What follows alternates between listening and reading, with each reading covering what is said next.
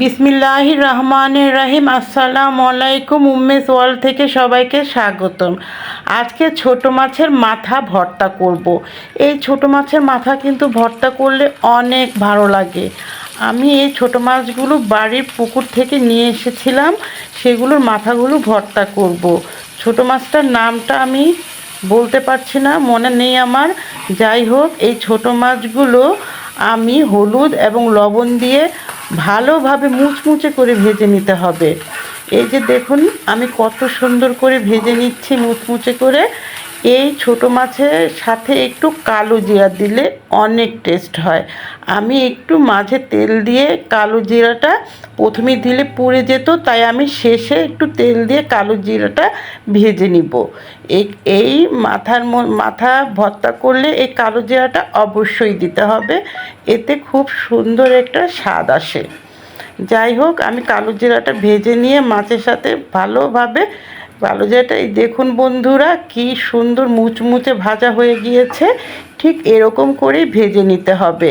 এই মাছের মাথার ভর্তাটা কিন্তু অনেক টেস্ট হয়। যাই হোক, এখানে আমি এই রসুন কুচি, পেঁয়াজ কুচি আর হলো কাঁচামরিচ দিয়ে দিব। এই ভর্তাটা অবশ্যই কাঁচামরিচ দিয়েই করবেন, এটা কাঁচামরিচ দিয়ে ভালো লাগে। আমি একটু কাঁচামরিচ বেশি দিয়ে দিলাম, কারণ আমি একটু ঝাল পছন্দ করি। ভর্তায় আমার একটু ঝাল ভালো লাগে। যাই হোক, আমি এই কাঁচামরিচ, পেঁয়াজ, রসুনগুলো আমি সুন্দর করে ভেজে নিব। আমার এইগুলো ভাজা শেষ হয়ে গিয়েছে। আমি এখন এগুলা পাটায় বেটে নিব। আগে আমি পেঁয়াজ, কাঁচামরিচ এবং রসুন এগুলা পাটায় বেটে নিব।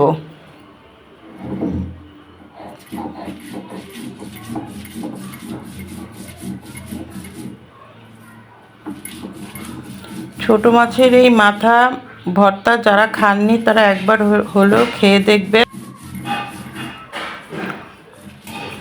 আমি মরিচ, রসুনগুলো ভালোভাবে মিহি করে বেটে নিব।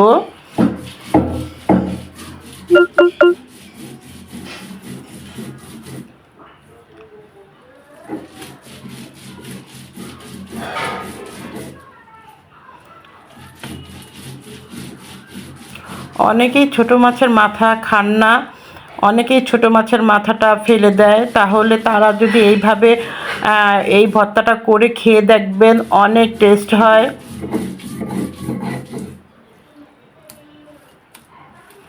আমি এই মরিচ, রসুন এবং পেঁয়াজটা আবার একটু বেটে নিব।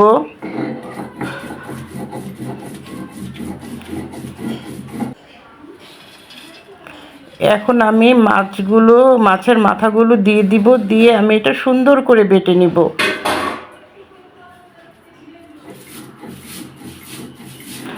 এই মাছের মাথাগুলো বাচ্চাদের খাওয়ালেও অনেক উপকারী, কারণ ছোট মাছের মাথায় কিন্তু অনেক ভিটামিন। বাচ্চাদের খাওয়ানোর জন্য হলে ঝালটা একটু কম দিয়ে এইভাবে বেটে বাচ্চাদের খাওয়ালে বাচ্চারাও কিন্তু খুব পছন্দ করবে।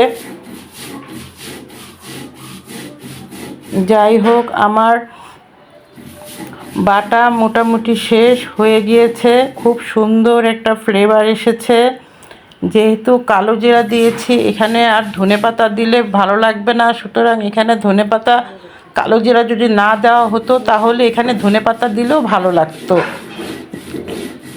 যেহেতু আমি কালো জিরা দিয়েছি, তাই আমি আর এখানে ধনেপাতা অ্যাড করব না। আপনাদের যাদের কালো জিরা ভালো লাগে না বা কালো জিরা দিতে চান না, তারা কালো জিরা না দিলে এই সময় ঠিক এখন ধনেপাতা বেটে নিয়ে মিক্সড করে দিলেই হয়ে যাবে। ধনেপাতা দিয়ে করলেও অনেক টেস্ট হয়। হয়ে গেল আমার মাছের মাথার ভর্তা। খুবই সুস্বাদু, খুবই টেস্টি, অসম্ভব মজা হয়েছিল এই ভর্তাটা। আল্লাহ হাফেজ।